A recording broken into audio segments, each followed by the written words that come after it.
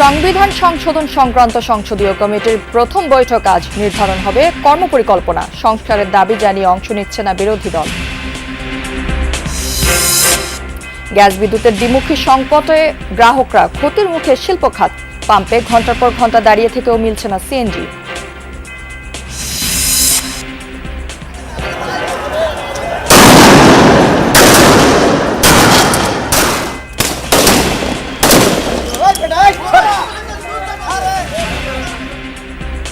পাঁচ আগস্টের পর অপরাধ নিয়ন্ত্রণে বড় চ্যালেঞ্জের মুখে পুলিশ। হারানো মনোবল ফিরে পেতে লড়ছে বাহিনী। কার্যকরভাবে আইন প্রয়োগের তাগিদ। জনগণ একই সাথে আইন মানার প্রবণতাটা বাড়ে, আমার মনে হয় জাতীয় পরিস্থিতি আরও উন্নতি করা সম্ভব। সবার আগে যেটা প্রয়োজন, তাদের নিজেদের অভ্যন্তরীণ সংস্কারটা সবচেয়ে বড় আকারে প্রয়োজন। ইরান যুক্তরাষ্ট্র সমঝোতা নিয়ে ধোঁয়াশা। কোনো আলোচনা চলছে না দাবি তেহরানের। চুক্তি না করলে শীর্ষ নেতৃত্ব নির্মূলের হুমকি ট্রাম্পের।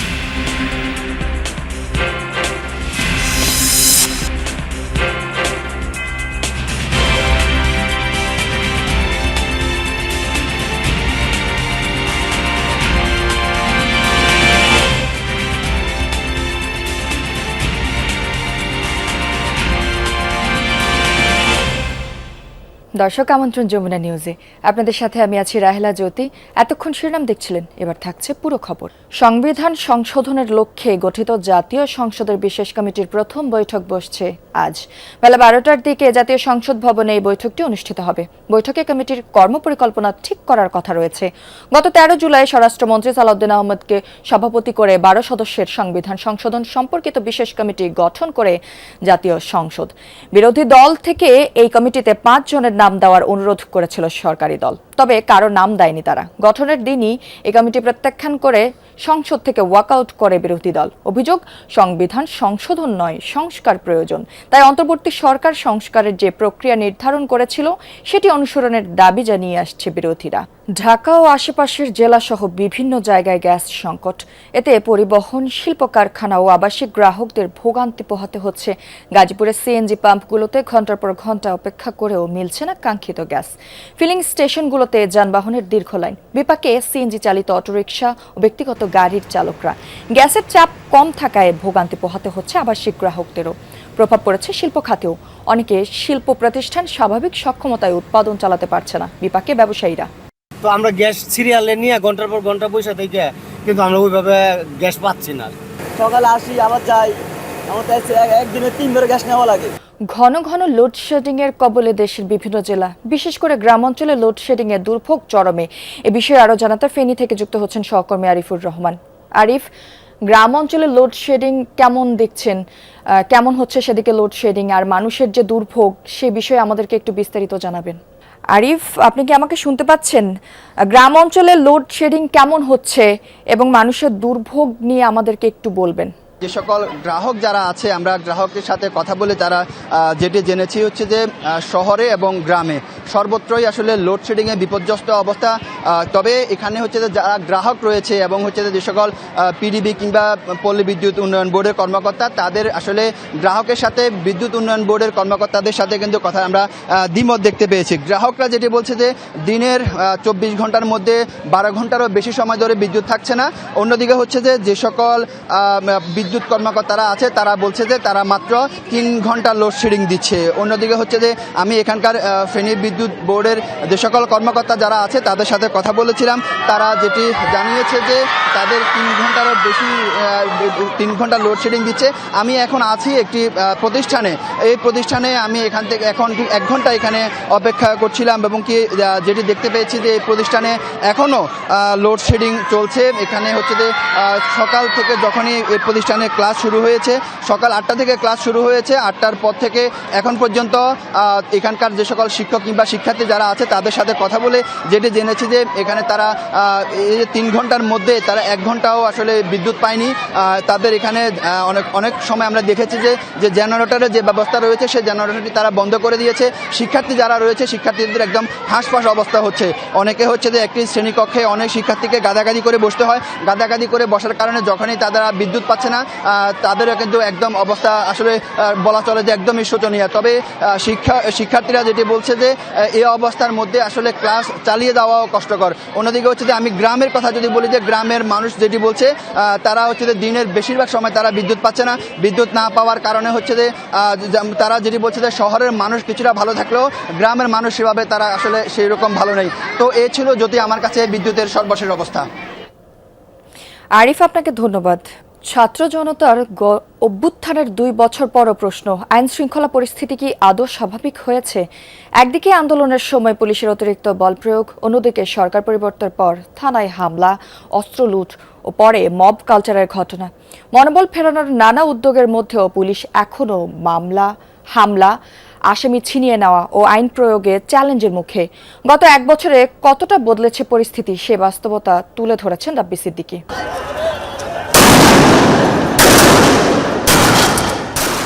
24-এ ছাত্র জনতার আন্দোলনে সবাই দেখেছেন পুলিশ বাহিনীর নির্মম ভূমিকা। নিজ দেশের শিশু, তরুণ বা সাধারণের ওপর নির্যাতন, নিপীড়ন, গুলি হত্যার দুঃসহ স্মৃতি মনে থাকবে বহু বছর। 5 আগস্ট শেখ হাসিনার পতন হলে ক্ষোভের আগুনে বিভিন্ন থানা পুড়িয়ে দেয় ক্রুদ্ধ জনতা। নিহত হন অনেক পুলিশ সদস্য, লুট হয় অস্ত্র ও গোলাবারুদ। প্রাণে বাঁচতে গা ঢাকা দেন অনেক পুলিশ সদস্য। আমি মোহাম্মদ ইউনুস সশ্রদ্ধ চিত্তে অন্তর্বর্তী সরকার দায়িত্ব নিয়ে চেষ্টা চালায় পুলিশের মনোবল ফেরানোর। পাশাপাশি শুরু হয় লুট হওয়া অস্ত্র ও গোলাবারুদ উদ্ধারের প্রক্রিয়া। এসবের মাঝেই ঘটতে থাকে মব এবং পুলিশের উপস্থিতিতে পিটিয়ে হত্যার ঘটনা। আইন শৃঙ্খলা পরিস্থিতি উন্নতির জন্য সবাই অপেক্ষা করতে থাকেন নির্বাচিত সরকারের। প্রশ্ন উঠেছে, কতটা বদলেছে পরিস্থিতি? এখনও আসামি ধরতে গিয়ে হামলার শিকার হচ্ছে পুলিশ।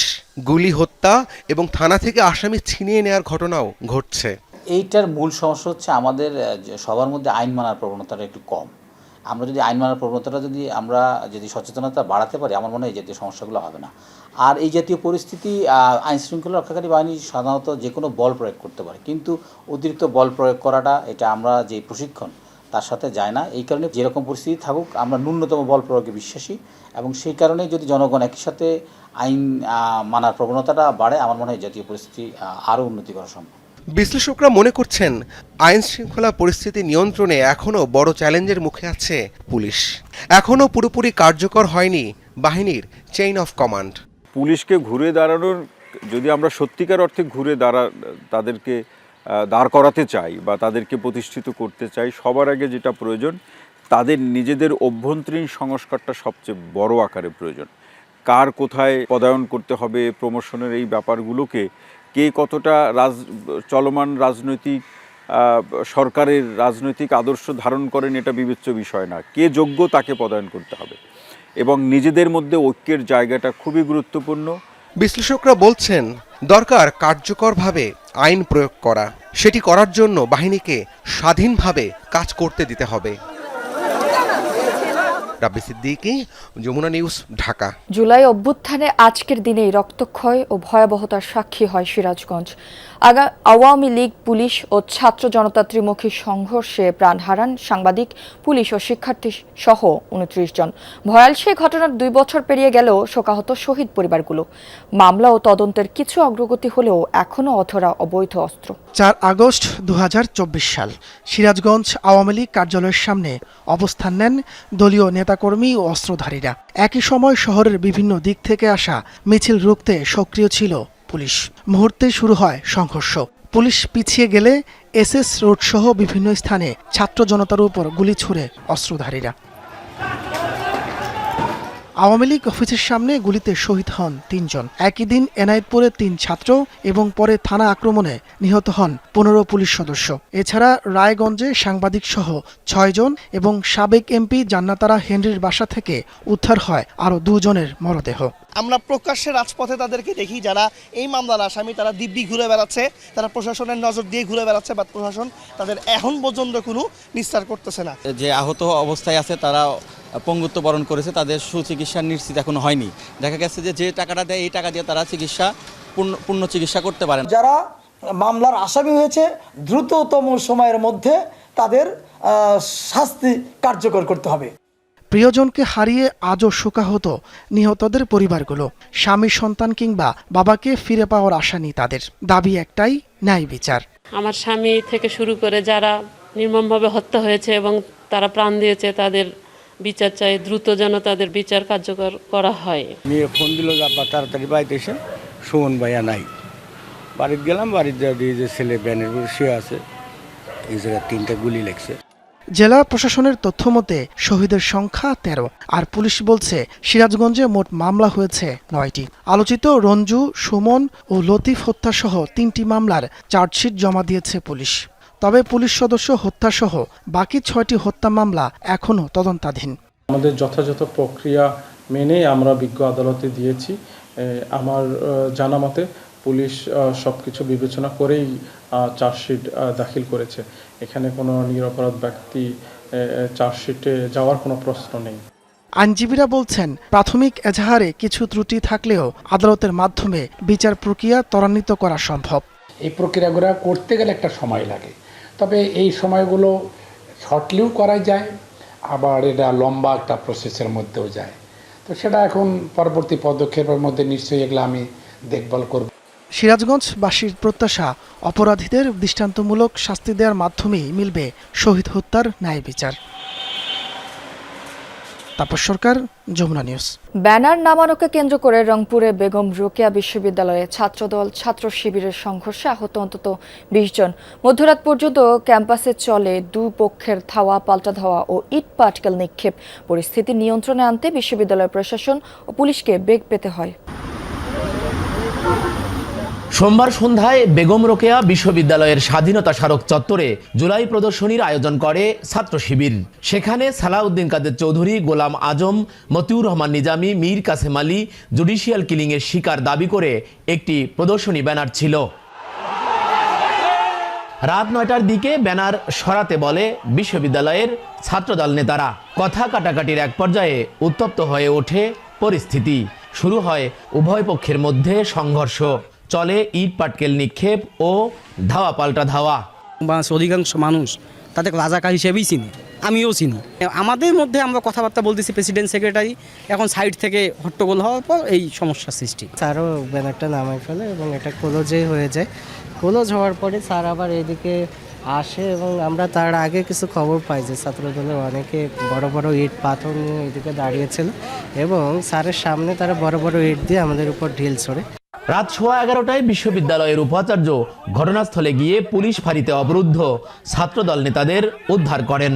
পরে উভয় পক্ষকে নিয়ে সিন্ডিকেট রুমে সমঝোতা বৈঠক হলেও তার স্থায়িত্ব ছিল ক্ষণিকের। বৈঠক শেষে আবারও ধাওয়া পাল্টা ধাওয়ার ঘটনা ঘটে। শেষ পর্যন্ত রাত 1টার দিকে পরিস্থিতি নিয়ন্ত্রণে আসে। বাইরে থেকে ঢিলাঢিলি শুরু হয়ে গেছে যে আমি ওখানে আধা ঘন্টা হয়ে গেছে, কিন্তু সাথে সাথে যদি নামে ফেলতাম এখানেই শেষ, আর কোনো কিছু বাড়তো না। তারপরে আবার আমরা 2 পর্যায়ের সিনিয়রদেরকে নিয়ে বসছি সিন্ডিকেট রুমে, সেখান থেকে সমাধান হয়ে আমরা বাইরে আসছি। এসে যে এদেরকে বিলিভ করবো সেই বিলিভ করারও সময় দেয় নাই। তাদের সাথে এবং আমাদের সার্বিক সহযোগিতার মাধ্যমে আসলে এই প্রবলেমটা আমরা সলভ করতে পেরেছি। আর এই নিরাপত্তার ক্ষেত্রে আমরা বিশ্বাস করি যে পুলিশ সেই অস্ত্র নিয়ে ছাত্রদের উপর ঝাঁপিয়ে পড়বে, সেই চিরচেনা এই দৃশ্যপট থেকে আমরা আসলে বেরিয়ে আসতে চাই। আমরা চাই জুলাইয়ের স্পিরিট বেঁচে থাকুক আমাদের জাতির জন্য। এমন পরিস্থিতিতে ক্যাম্পাসে আবারও ছাত্র রাজনীতি চালুর দাবির বিষয়টি মানা হবে কিনা সে বিষয়ে ভাবতে হবে জানিয়েছেন উপাচার্য। ওই ছাত্রদের দ্বারাই কিন্তু আমরা ছাত্র সংগঠন নিষিদ্ধ রাজনীতি নিষিদ্ধ করছি, কিন্তু আবার তারাই অ্যাপ্লাই করছেন এবং তারা অ্যাপ্লাই কারণে এই ধরনের ঘটনা যারা পুনরাবৃত্তি করে, আমাদের এই ঘটনা পরিপ্রেক্ষিতে ছাত্র রাজনীতি বন্ধ থাকা ছাড়া আমাদের উপায় থাকবে না। বিশ্ববিদ্যালয়ে এমন ঘটনার যেন পুনরাবৃত্তি না হয় তার দাবি জানিয়েছেন সাধারণ শিক্ষার্থীরা। সরকার, মাঝারুল মান্নান, যমুনা নিউজ, রংপুর। মুন্সিগঞ্জের তালতলা ডহরি খালে থামছে না বলখেডের বেপরোয়া চলাচল ও ড্রেজার বাণিজ্য। নদী থেকে তোলা বালুতে ভরাট হচ্ছে 3 উপজেলার ফসলি জমি, জলাশয়। বাড়ছে বর্ষা মৌসুমে নদী ভাঙন। এতে হুমকিতে স্থানীয়দের বসতি ও পরিবেশের ভারসাম্য। অভিযোগ, মসজিদ কবরস্থান উন্নয়নের অজুহাতে চলছে বালুর ব্যবসা, পেছনে স্থানীয় প্রভাবশালীরা। মুন্সিগঞ্জের তালতলা ডহরি খাল, যে নৌপথে বালখেডের চলাচল নিষিদ্ধ, সেই পথে দিনরাত ছুটছে সারি সারি বালুবাহী এসব নৌযান। শুধু চলাচলেই সীমাবদ্ধ নয়, খালের বুকে বসানো হয়েছে একের পর এক ড্রেজার। সন্ধ্যা নামলেই শুরু হয় বালু ভরাটের কাজ। রাতভর ভরাট করা হচ্ছে আশেপাশের ফসলি জমি ও জলাশয়। ঘড়ির কাঁটায় এখন রাত 12টা 20, প্রায় মধ্যরাত। এই সময়টিতে যখন আসলে নদী পাড়ের মানুষের ঘুমন্ত থাকার কথা, তারা কিন্তু এই ড্রেজারের কারণে নির্ঘুম কাটছে তাদের রাত। কারণ ড্রেজারে প্রতিনিয়ত বালু কাটা হচ্ছে এবং তাদের আসলে ভিটে মাটি হারানোর কিন্তু একটি আশঙ্কা তৈরি হয়েছে। বাবা ডেজার্ট বল গেলে কিছু থাকে গোকলায় মনে কর কি অবস্থা, রাতে মনে হয় কি আমরা মাটির সাথে মানে ভেঙ্গার মনে হয় পানির লগে জামুগা। মেশিনগুলো চালায়, রাত নাই দুপুর নাই, মানে যে টাইমে এগো মনে চায়। যমুনা টেলিভিশনের ক্যামেরা দেখে সটকে পড়ার চেষ্টা করেন দায়িত্বরত কয়েকজন। শুরুতে অস্বীকার করলেও পরে জানান কবরস্থান উন্নয়নের জন্য ফেলা হচ্ছে বালু। তবে অন্যান্যদের কথায় বোঝা গেল ঘোড়ায় গলদ। আমাদের প্রজেক্টে মাটি করতেছে, হ্যাঁ আমাদের মসজিদের বালু আলাইতেছি। এটা হচ্ছে সবুজ ভান্ডারের বাড়ির মসজিদে বালু আলাইতেছি। না, অনুমতি লাগে না। এগুলো পারমিশন সম্বন্ধে আমার জানা নাই কিছু। আমি জাহাজের লোক, বালু নিয়ে আসছি মানিকগঞ্জ থেকে, কোথায় ফেলা এটা তো আমার ওদের জানা। এদিকে এমন কাণ্ডে নদী ভাঙন আতঙ্কে পাড়ের বাসিন্দারা। ঝুঁকিতে রয়েছে 3টি প্রাথমিক বিদ্যালয় সহ অসংখ্য বসত ভিটা, ধর্মীয় প্রতিষ্ঠান। স্থানীয়দের অভিযোগ, নেপথ্যে রয়েছে ক্ষমতাসীন দলের নেতাকর্মীরা। এলাকা অনুযায়ী নিয়ন্ত্রণ করছে এক একজন। বল গেট কিনে যদি আপনারা না থামান তা আমরা থাকার অনেক দায়ী হয়ে যাবে, আমরা থাকতেই পারবো না এই বাড়িতে। বল গেটে চালাইতেছে বড় বড় বিএনপি নেতারা, এনে টঙ্গিবাড়ি যারা আছে। সর্বপ্রকার এই নদী ভাঙন থেকে আমাদের এই বিদ্যালয়টি যেন রক্ষা পায়। অনুসন্ধানে দেখা গেছে নৌপথের টঙ্গিবাড়ি, লৌহজং ও সিরাজদি খান উপজেলার বিভিন্ন অংশের অন্তত 12টি স্থানে বসানো হয়েছে ড্রেজার। নেই সরকারি অনুমোদন। এ ব্যাপারে সংশ্লিষ্ট ব্যবসায়ীদের সাফাই, অন্য জেলা থেকে বৈধভাবে বালু এনে তারা করছেন উন্নয়নমূলক কাজ। প্রেসিডেন্ট জিয়াউর রহমান এটা খাল খনন করছে, এটা যদি কারো ব্যক্তিগত জন্য খনন করতো তাহলে এটাতে কোনো বালগেট চলাচল করতো না, আর দুইটা কুদ দুপাশে দিত না, সরকারি টুল দিয়ে আসতে হয়। তো সেই ক্ষেত্রে মানুষ কি জন্য এত ধরনের মন্তব্য করে আমি সেটা বুঝি না। অরিজিনালি যে আমার যে রিসিপ্টটা, আমরা প্রত্যেকটা মালিকের জন্য বোল্ড গেট হিসাবে আমরা বালুটা কিনে ফেলাইতেছি। ফলানোর পর আমরা জমায়া কি করতেছি, অথবা কেউ বালুর মহল যারা আছে তারা কন্ট্রাক্টার মুন্সিগঞ্জ হোক, আমাদের লোহজন হোক, বড় বড় ঠিকাদারি হোক, আমাদের কিন্তু বালুটা নিতেছে। প্রশাসন বলছে বিষয়টি নজরে রেখে জড়িতদের তালিকা করা হয়েছে। সংসদ সদস্য বলছেন নৌপথ ও পরিবেশ ধ্বংসে যারা জড়িত তারা জনস্বার্থ বিরোধী। যারা এই বিষয়ের সাথে জড়িত রয়েছে তাদের একটি তালিকা প্রস্তুত করেছি আমরা, এবং সেই তালিকা অনুযায়ী তাদের বিরুদ্ধে ব্যবস্থা নেওয়ার জন্য পদক্ষেপ নেওয়া হয়েছে। যারা বালু কাটে এখানে তারা জাতীয় দুশ্মন। আপনারা হয়তো এলাকার নাগরিক, আপনাদের প্রতি অনুরোধ থাকবে আপনারা এই ব্যাপারে যারা বালু কাটে এবং ওই জায়গা থেকে ধরে মামলা করবেন, এবং এই ব্যাপারে আপনাদের সমস্ত সহযোগিতা আমি করব। 2023 সালে তালতলা ডহুরি খালে বালখেটের ধাক্কায় প্রাণ হারায় 8 জন, নিখোঁজ হয় আরো 2 জন। এরপরই বালুবাহী এসব নৌযান চলাচলে জারি করা হয় নিষেধাজ্ঞা। একদিকে বালখেটের এমন চলাচল, অন্যদিকে বালু ভরাটের মহা উৎসব। নদীপাড়ের মানুষের বসতি সহ নানা স্থাপনা রক্ষায় এখন প্রয়োজন কার্যকর পদক্ষেপের। প্রশাসনের পক্ষ থেকে সেটি কতটুকু নিতে পারে সেটি এখন দেখার বিষয়। আরাফাত রায়হান, সাকিব, যমুনা নিউজ, মুন্সিগঞ্জ। রাশিয়ায় ইউক্রেনের ভয়াবহ ড্রোন হামলায় অন্তত 7 জন নিহত হয়েছে। মঙ্গলবারের এই হামলায় আহত হয়েছেন আরও 40 জন। কর্তৃপক্ষ জানায় কৃষ্ণ সাগরের আরখিপো ওসিপোভকা এলাকার সৈকতে এই হামলা হয়। হামলার সময় পর্যটকদের ভিড় ছিল সৈকতটিতে। ভিডিওতে দেখা যায় পর্যটক বহুল সৈকতটিতে তীব্র গতিতে আছড়ে পড়ে ড্রোন। বিস্ফোরণের সাথে সাথে আতঙ্ক ছড়িয়ে পড়ে পুরো এলাকায়। এই ঘটনায় কঠোর হুঁশিয়ারি দিয়েছে রাশিয়া। মস্কোর অভিযোগ, বেসামরিকদের টার্গেট করে হামলা করছে কিয়েভ। এদিকে ইউক্রেনের আরও 2টি এলাকার দখলে নিয়েছে রুশ সেনারা। যুক্তরাষ্ট্রে নিযুক্ত ইউক্রেনের রাষ্ট্রদূত ওলহা স্টেফানিশায়নাকে বরখাস্ত করেছেন প্রেসিডেন্ট ভলোদিমির জেলেনস্কি। সোমবার জারি করা এক ডিক্রির মাধ্যমে এই সিদ্ধান্ত বাস্তবায়ন করেন তিনি। গত 1 বছর ধরে যুক্তরাষ্ট্রের রাষ্ট্রদূতের দায়িত্ব পালন করে আসছিলেন ওলহা। ব্যক্তিগত সম্পদের বিবরণী নিয়ে অনিয়মের অভিযোগ পাওয়া যায় তার বিরুদ্ধে, যার জেরে চলছিল তদন্ত। গেল কয়েক সপ্তাহ ধরেই ধারণা করা হচ্ছিল অপসারণ করা হতে পারে ওলহাকে। অবশ্য ফেসবুক পোস্টে তিনি নিজে দাবি করেন ব্যক্তিগত কারণেই ছেড়েছেন পদ। বলেন, দায়িত্ব পালনকালে মার্কিন অস্ত্র সরবরাহ বৃদ্ধির পাশাপাশি দেশের পক্ষে মার্কিন সমর্থন বজায় রাখতে ভূমিকা রেখেছেন তিনি। চুক্তিতে পৌঁছানোর লক্ষ্যে তেহরানের জন্য আলোচনার এটাই শেষ সুযোগ। এমন মন্তব্য করেছেন ডোনাল্ড ট্রাম্প। নয়তো দেশটির শীর্ষ নেতৃত্বকে নির্মূল করে দেওয়ার হুমকিও দিয়েছেন তিনি। এর আগে ট্রাম্পের দাবিকে আবারও মিথ্যে বলে উড়িয়ে দিয়েছে ইরান।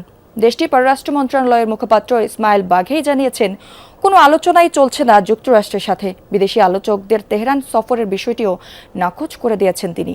একদিন আগে ডোনাল্ড ট্রাম্প দাবি করেছিলেন দ্রুত চুক্তির শর্তে ইরানে বিধ্বংসী হামলার পরিকল্পনা বাতিল করেছেন তিনি। তেহরান ও মধ্যপ্রাচ্যের মার্কিন মিত্রদের অনুরোধে এই পদক্ষেপ বলেও জানান। ট্রাম্পের বক্তব্যের পুরোপুরি উল্টো কথা বলছে ইরান। হামলা বন্ধে মার্কিন প্রেসিডেন্টকে অনুরোধের খবর আগের দিনই প্রত্যাখ্যান করেছিল তারা। এবার ওয়াশিংটনের সাথে আলোচনা চলার দাবিও উড়িয়ে দিল দেশটির পররাষ্ট্র মন্ত্রণালয়। তাদের দাবি, হরমুজ প্রণালীতে সাময়িক নিরাপদ রুট তৈরিতে ওমানের সাথে কথা বলছে তারা, কোনো মার্কিন প্রতিনিধি বা মধ্যস্থতাকারীদের সাথে নয়। তেমন পরিকল্পনাও নেই। محاصره دریایی ایران ادامه داشته باشه যতদিন পর্যন্ত যুক্তরাষ্ট্র তার বিদ্বেষপূর্ণ কর্মকাণ্ড, নৌ অবরোধ, ইরান ও ইরানের স্বার্থের বিরুদ্ধে সামরিক আগ্রাসন এবং অপরাধমূলক কার্যক্রম অব্যাহত রাখবে, ততদিন পরিস্থিতি পাল্টাবে না। কোনো পরিবর্তন হয় কিনা তা পর্যবেক্ষণের পরে সিদ্ধান্ত হবে পরবর্তী কোনো পর্যায়ে আলোচনা করা যাবে কিনা। اتفاق خاصی تغییر خاصی نخ ডোনাল্ড ট্রাম্প অবশ্য এখনো দাবি করে চলেছেন আলোচনা চলছে। ইরানকে সতর্ক করে দিয়ে বলেছেন 5 মাস ধরে চলা সংঘাত অবসানে এটাই শেষ সুযোগ। চুক্তিতে রাজি না হলে ধ্বংসাত্মক আঘাতের মুখে পড়তে হবে তাদের। শীর্ষ নেতৃত্বকে নির্মূলের হুমকিও দিয়েছেন। আমার মনে হয় আমরা হয়তো কোনো একটা সমাধানে পৌঁছাতে পারবো। চূড়ান্ত সেই ধ্বংসাত্মক পদক্ষেপের আগে আমি তাদের শেষবারের মতো একটি সুযোগ দিতে চাই, একটি ভালো নথিতে স্বাক্ষর করার জন্য। এটি তাদের শেষ সুযোগ। ওভাল অফিসের সাংবাদিকদের ট্রাম্প বলেন, ইরান সহ ওই অঞ্চলের বিভিন্ন দেশের অনুরোধে তিনি সংযম দেখিয়েছেন। হাজার হাজার মানুষের প্রাণহানি হতে পারে, পেন্টাগনের এমন অভিযানের পরিকল্পনায় অনুমোদন দেননি। এবার সঠিক পদক্ষেপ নেওয়া এবং শর্ত মেনে নেওয়া ইরানের সরকারের উপর নির্ভর করছে। ডরথিতা স্ট্রিন, যমুনা নিউজ। ইরাকে শিয়া মুসলিমদের পবিত্র স্থান ইমাম আলী রাদিয়াল্লাহু তাআলা আনহুয়ের মাজার জিয়ারত করেছেন ইরানের পররাষ্ট্রমন্ত্রী আব্বাস আরাকচি। সোমবার ইরাকের নাজাফ শরফে অবস্থিত মাজারে যান প্রভাবশালী নেতা। শিয়া অনুসারীদের বিশেষ জামায়াত আরবাইন উপলক্ষে ইরাক সফরে আছেন আরাকচি। নাজাফ থেকে তাৎপর্যপূর্ণ শহর কারবালায় যাওয়ার কথা তার। 680 খ্রিস্টাব্দের কারবালা প্রান্তরে শাহাদাত বরণ করেন ইমাম হোসেন রাদিয়াল্লাহু তাআলা আনহু। ওই ঘটনার স্মরণে প্রতি বছর 40 দিন ব্যাপী শোকের আয়োজন করা হয়। আশুরার 40 দিন পর কারবালায় আয়োজিত হয় বিশাল জামায়াত। অংশ নেয় লাখ লাখ শিয়া অনুসারী। দর্শক, এই ছিল যমুনা নিউজে।